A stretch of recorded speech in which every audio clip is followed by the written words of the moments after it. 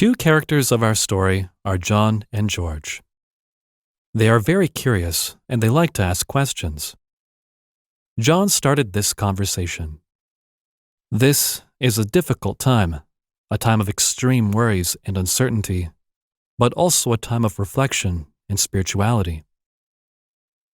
Significant uncertainty is naturally producing worry. Constant worries will emotionally drain us.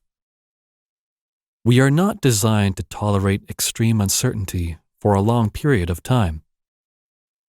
A time of uncertainty is frequently a time of deep reflection when we re-examine our values, priorities, and life directions.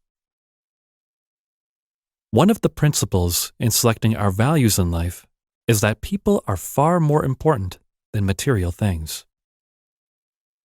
We are going to present several ideas and observations that may help us to understand better this difficult and uncertain time.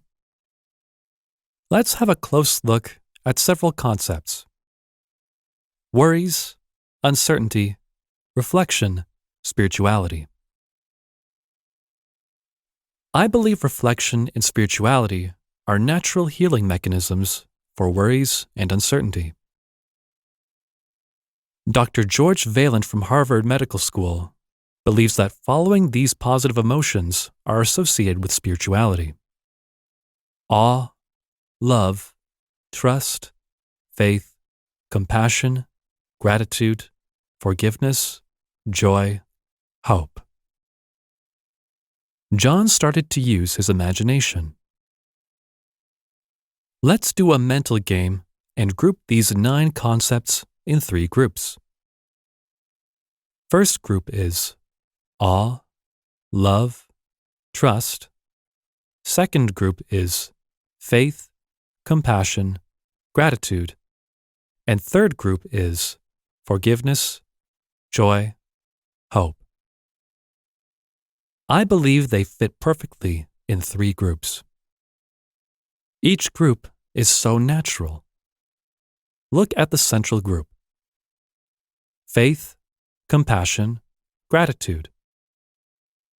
They are so naturally connected, almost like they feed each other. Just thinking about these emotions and believing that they can make a big difference make me feel better in this difficult time, said John. We need these positive emotions now more than ever.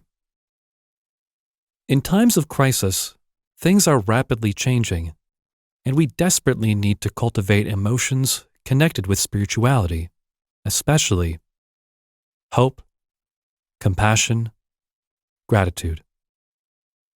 Barbara Fredrickson, professor of psychology at the University of North Carolina at Chapel Hill, believes that positive emotions may neutralize negative emotions, and optimal ratio of positive and negative emotions should be 3-to-1.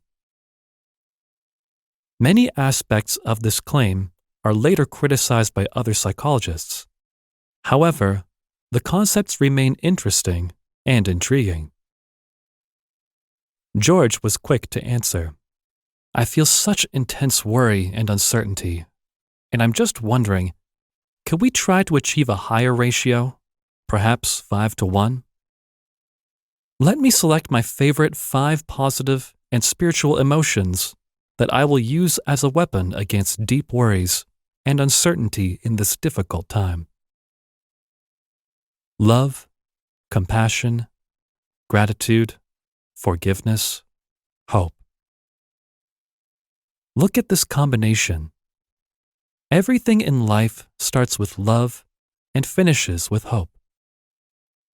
On the other hand, compassion, gratitude, and forgiveness are naturally placed between love and hope.